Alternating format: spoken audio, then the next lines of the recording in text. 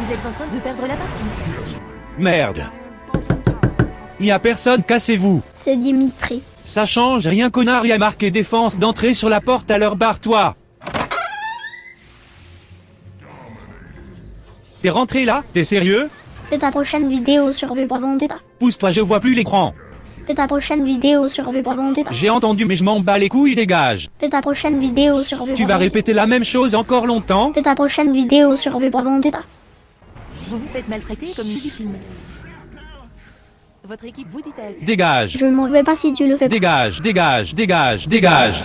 Je ne m'en vais pas si tu le fais pas. Bon ok, mais déblé la putain de ta nièce, tu ruines la game. Vous avez perdu. Vous puez vraiment la merde.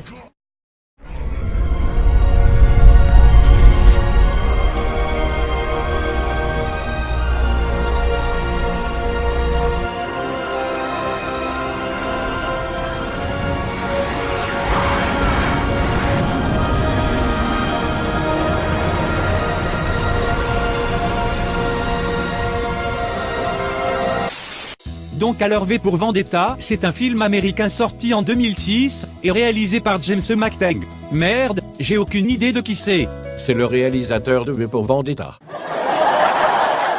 Que t'es drôle, regarde, j'ai fait tomber une de mes couilles tellement tu m'as fait le lait, tu as l'intention de te barrer ou pas? C'est pas prévu. Bon ben tiens voilà un PC, fais des recherches sur ce type pendant que je lance le film. Donc on commence avec le discours de ce type, qui nous parle de la superbe société totalitariste dans laquelle on vit, et qui est certainement l'un des hommes les plus sympathiques de toute l'Angleterre. USA, urinoir de sodomite, qu'est l'Amérindique. Immigrants, musulmans, homosexuels, terroristes, dégénérés, rongés par la maladie. Ils devaient disparaître. Adorable. Et voici V, le héros, V comme vasectomie. Peut-être il se prépare pour aller boire un bon thé à la camomille au baba au rhum, nous allons très vite le savoir. Agent du doigt, mon vieux.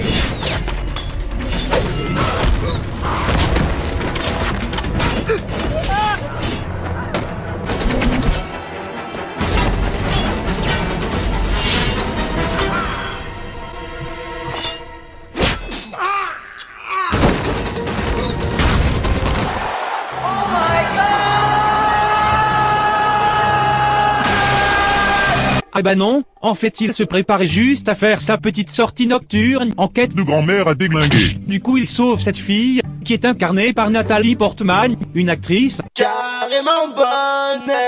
Je m'appelle Evie. Quoi, comment elle a dit? Evie. Evie? Evie, Evie? Evie. Putain non pas ça, pas ce nom, pas encore.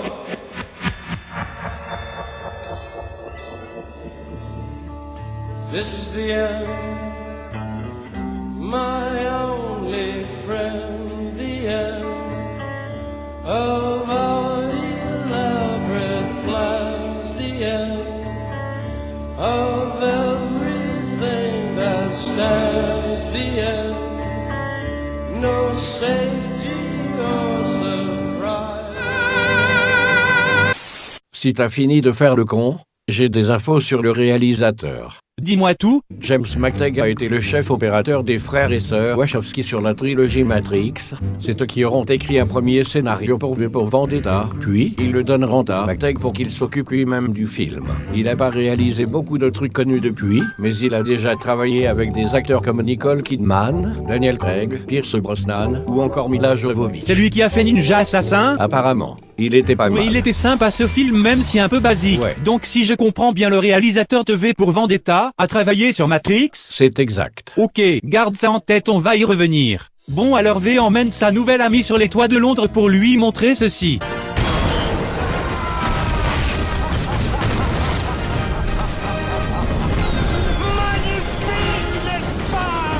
Oh mon Dieu, ce mec est taré.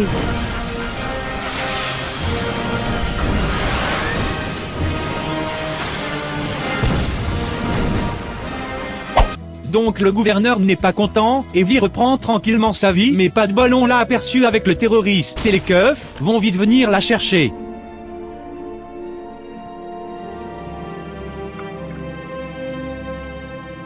Je te tiens.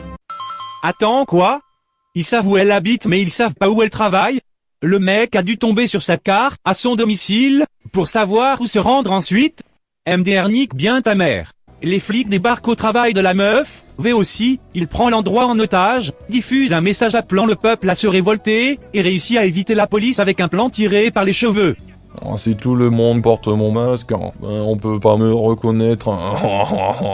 La fille se fait avoir, il la ramène chez elle, et là on a droit au début de la romance la plus glauque de l'histoire du cinéma. Raindrops are falling on my head, and just like the guy whose feet are too big for his bed, nothing seems to fit. Those raindrops are falling on my head, they keep falling. L'histoire d'amour périmée putain. Bon ben vous avez compris que V cherche à détruire le gouvernement en place, alors il va leur faire une petite visite aux gars de la télé. Les gentils gagnent, les méchants perdent. Et comme toujours, l'Angleterre prévaut. Nom de Dieu.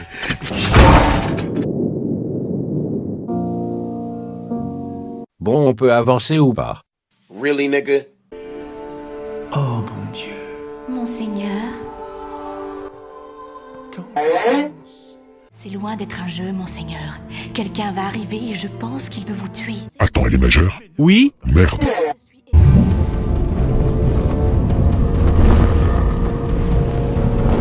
Même scénario. L'évêque meurt et la police arrive après pour passer l'aspirateur, sauf que cette fois Evie, que l'on nommera pour le coup la sale traîtresse des Baskerville, fuit chez un ancien ami. Bien évidemment la police la retrouve, démolit le gars qui la cachait et l'embarque pour se faire torturer. Alors je vais lancer l'alerte spoil tout de suite, parce qu'on va avoir droit à un bon paquet de twists dans quelques instants.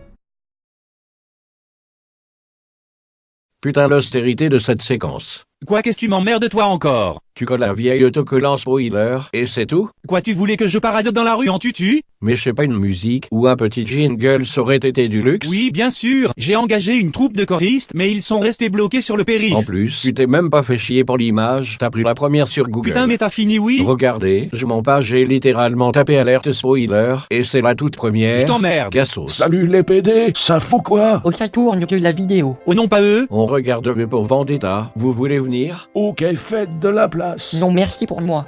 Quoi, tu aimes pas les films de comics? Justement, il adorait les comics avant. Avant quoi? Avant sa rencontre avec son super-héros préféré, Wolverine.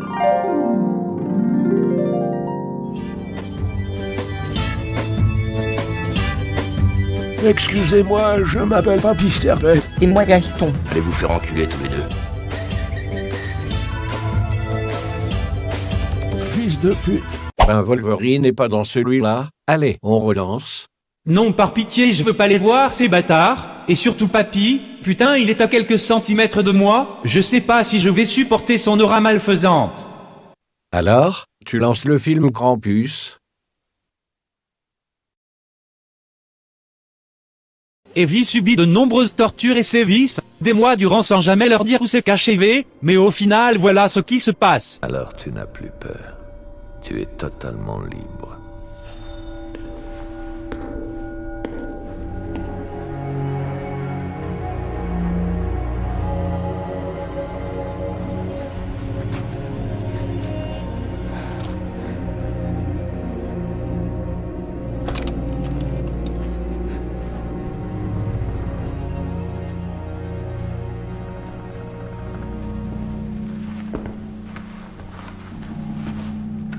Alors, Evie? Quoi de neuf, joli crâne? En fait, C'était vous. c'était lui depuis le début.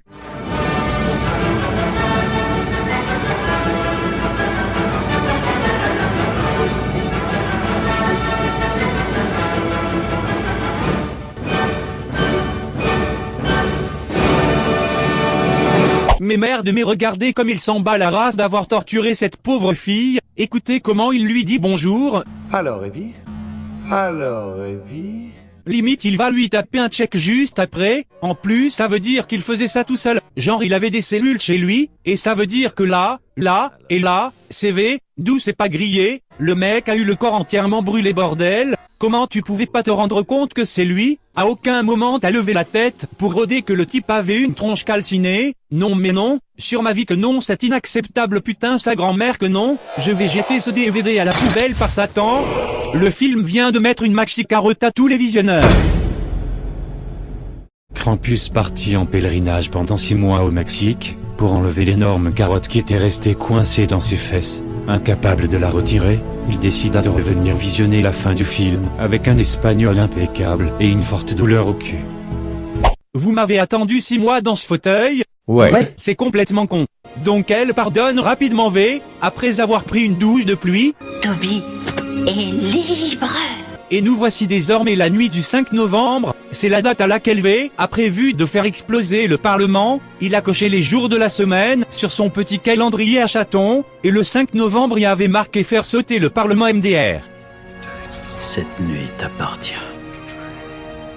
C'est ce soir que tout s'achève, ce soir, V règle ses comptes avec le pays, il va s'occuper de lui, non pas lui il est gentil, non pas lui non ça c'est hors sujet. Je comprends rien, c'est que tous ces cons. Silence. Alors lui c'est le gouverneur, lui c'est genre son premier ministre, lui c'est un flic sympa et ça, c'est Zidane. Mais vos gueules, nom de Dieu, pourquoi vous parlez pendant ma vidéo? Vos gueules, vos putains de gueules, la ferme pas un mot, j'ai l'impression de parler dans le vide bordel. T'avais jamais vu V pour Vendetta? Non, jamais. Vous avez vu que les Anonymous portent le même masque? Ouais, c'est clair. Ouais. Bon, tu relances le film ou quoi, Krampus? Krampus. Krampus. Krampus. Krampus.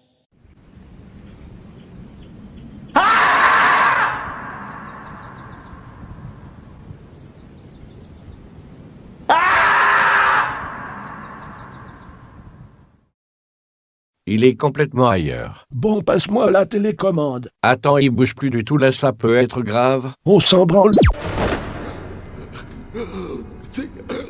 Non. Enfin. Nous nous rencontrons. J'ai quelque chose pour vous, chancelier. Au revoir, chancelier. Monsieur Crédit.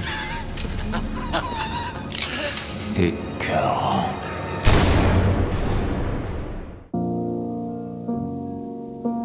Maintenant que c'est fait, tuez-le. Attention, la scène qui suit envoie du pâté ouzbek.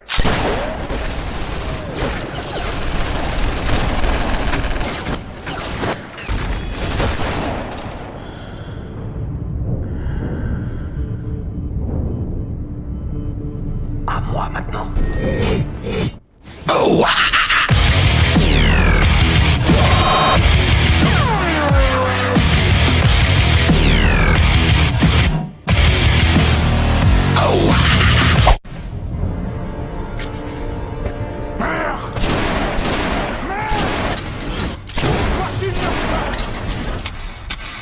Pourquoi tu meurs pas? Parce que t'es trop balèze.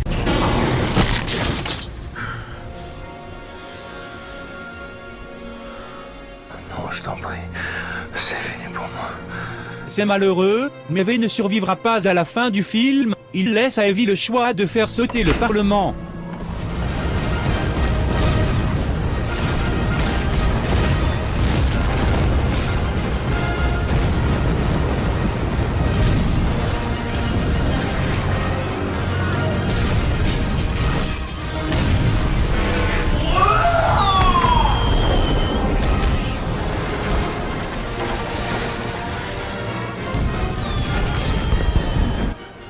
Un bon film. Ouais. Ok, bon, conclusion.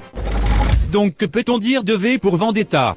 Il a des défauts, c'est sûr, certains passages narratifs sont un peu vagues niveau crédibilité, et pour ma part je trouve l'histoire d'amour entre le héros et la fille un peu superflue, mais c'est tellement rien comparé au reste du film, le récit est poignant, du début à la fin, et c'est d'autant plus incroyable que c'est le premier film réalisé par ce gars.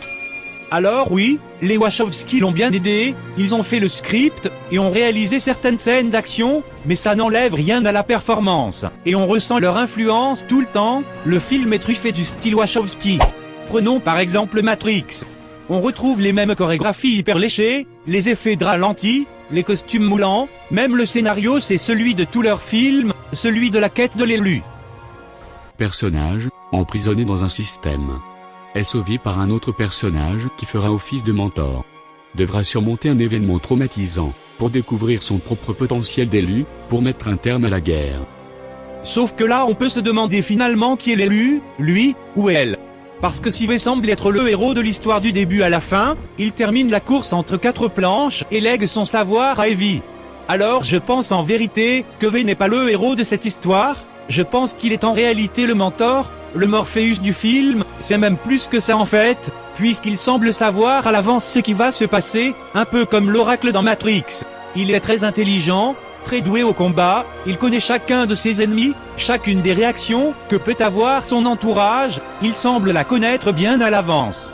C'est V qui fait les règles du jeu, c'est V qui sait comment l'histoire va se terminer, il savait qu'il ne survivrait pas à la nuit du 5 novembre, il savait que Evie pourrait devenir son disciple, vous croyez qu'il est tombé sur elle par hasard au début du film? Mon cul, V ne sauve jamais personne, il fait pas de sortie le soir, pour secourir la veuve et l'orphelin, t'imagines le risque qu'il prend en faisant ça?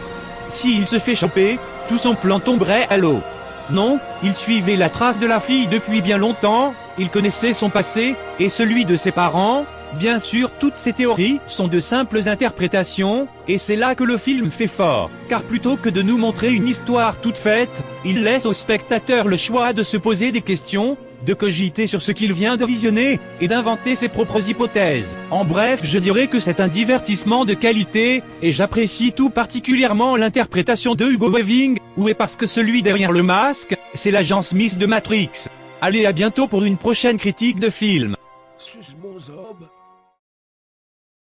Bonjour, je suis Sergei du Vocalorium. Vous vous demandez comment une nation a pu laisser un extrémiste tel que cet homme monter au pouvoir? J'ai la réponse pour vous. L'alcool. Car quand on est bourré, on peut voter Hitler sans problème. Ne me remerciez pas pour l'info, c'est un plaisir. À bientôt.